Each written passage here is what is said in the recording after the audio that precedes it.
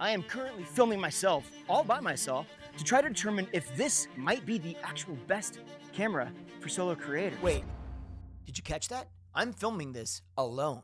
Watch it again. I am currently filming myself, all by myself, to try to determine if this might be the actual best camera for solo creators. Now, we're talking specifically about the Ronin 4D, and that likely doesn't come to your mind as the best camera for solo creators. Well, let's find out. It may not be, but it might be. Now in a second, I want to show you how I got that last shot and why I think it makes this camera so important. But we first have to determine if it even makes sense for us at all. Let's be honest, I know you've seen a bunch of videos about all the in-depth specs on this camera, as well as you've seen a bunch of TV shows and movies using it lately, but that doesn't inherently mean that it's a good camera for you and I, because I think that you and I have some very unique needs.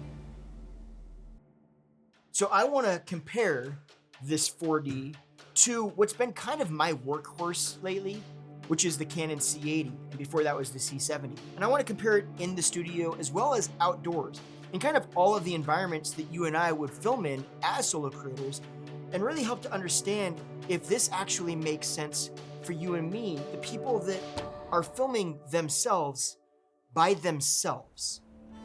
Now there are some key attributes that we as solo creators need in a camera. We need it to be easy to pack around, have solid autofocus, substantial lens choices, clean audio options, and ideally an image that matches its price point. So with that said, let's start in the studio where I think most of us kind of spend the bulk of our time. Now, if you don't have a studio where your set is always assembled, then framing your shot and setting up in general is going to be a factor. Keep in mind that while I have tripods that are set up to the specific heights necessary for these particular sets, I have this small room and I create 4 different sets out of it. So I don't leave one set up. So that means that I'm constantly resetting those sets. So while the tripods being set at specific heights do help with the up and down framing, the lateral framing still kind of shifts a bit.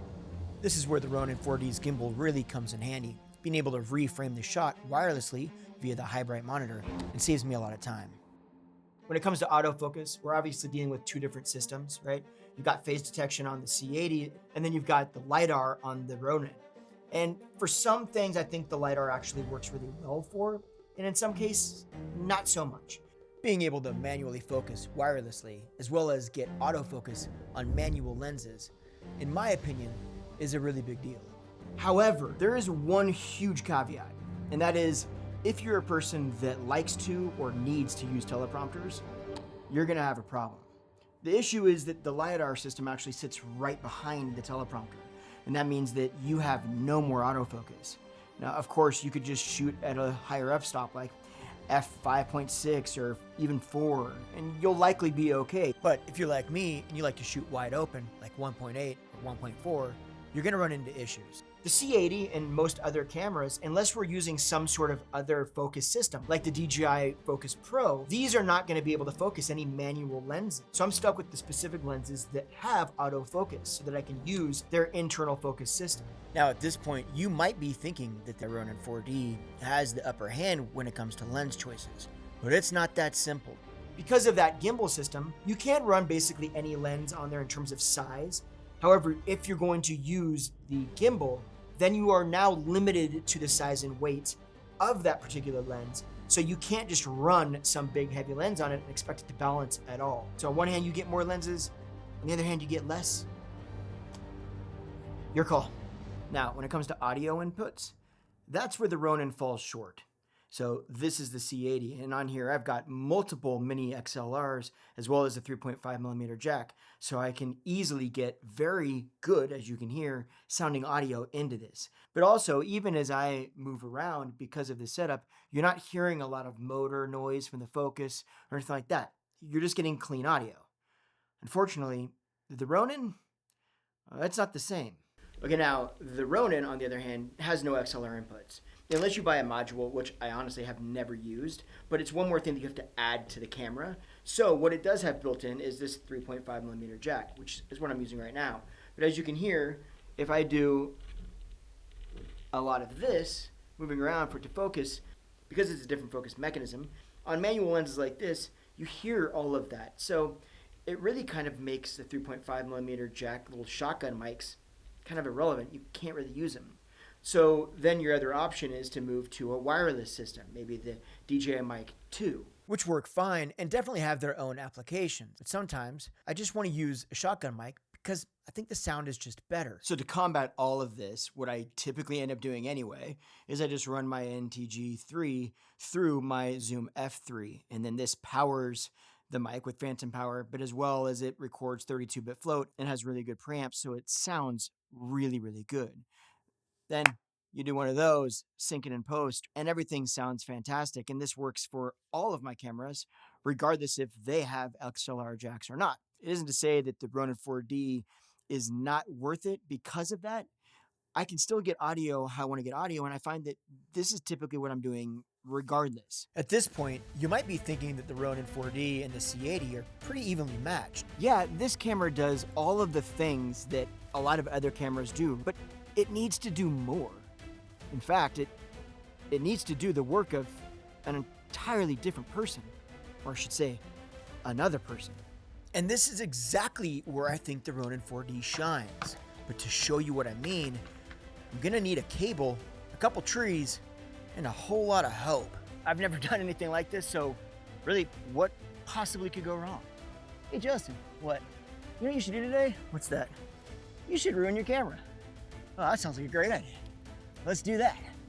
Okay. Yeah, again, what possibly could go wrong? now that I found two trees that were the right distance apart, it was time to set up the cable system and attach the pulley. If I can strap this with the ratchet strap to that tree and get it taut enough, then I can run my little system that I created, a little pulley, along this, and then have the Ronin kind of slide down to this tree. But first, we just need to get this taut, see what we can do. That needs to be a bit higher, and this needs to be just a little bit lower. I need to get the angle just right so that I can not have it go too fast, but also still get it to move.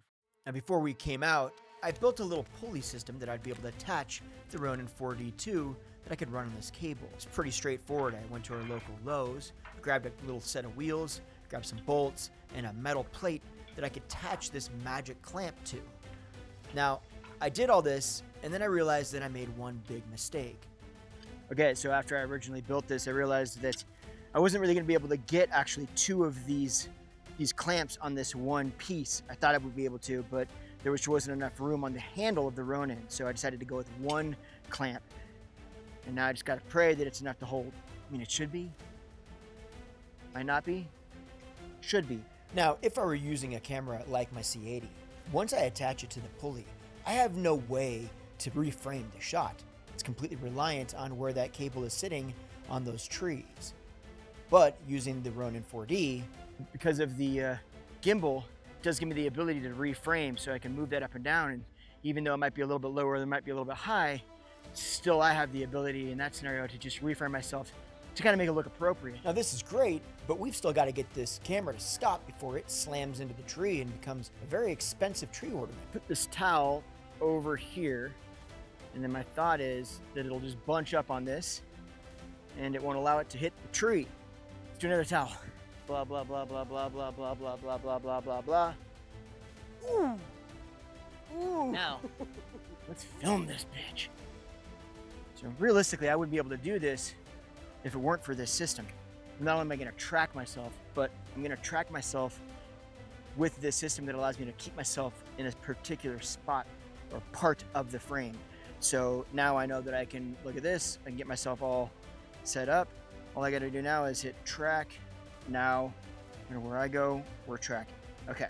And because I'm by myself, I needed to be able to control when the camera actually started rolling down the tracks. To do that, I tied a rope to the back of the Ronin, then I attached a wrench to the tree and ran the rope over the wrench.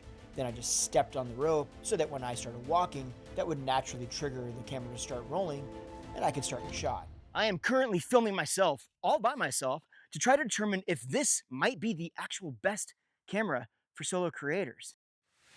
Ooh, I want to see it, I want to see it, I want to see it. I am currently filming myself all by myself to try to determine if this might be the actual best camera for solo creators. That's the one. Dude, it's so good. It's so good.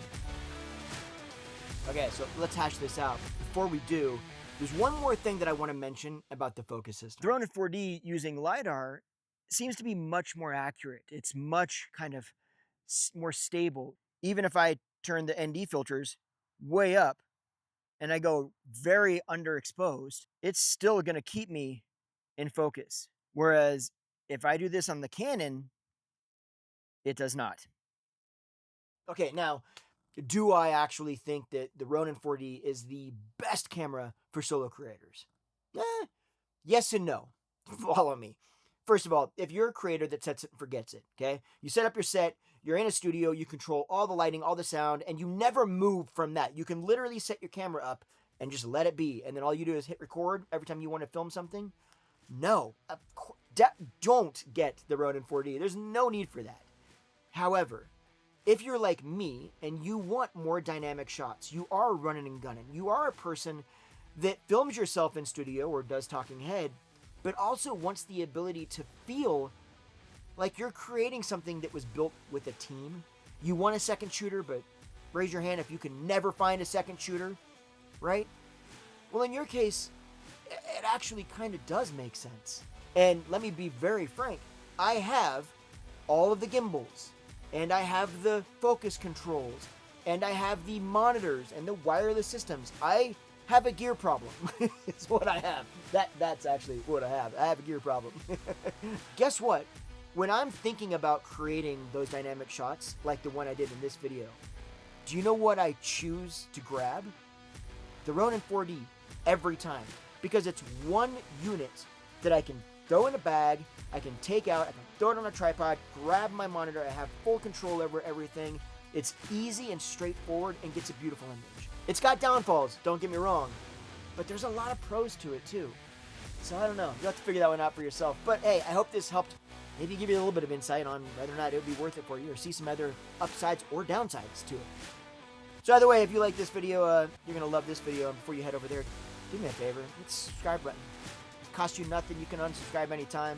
Well, I'm sweating. I'm dying right now. So, bye. I'm turning the AC on. You're not going to hear shit because this is ridiculous. I'm sweating my nut.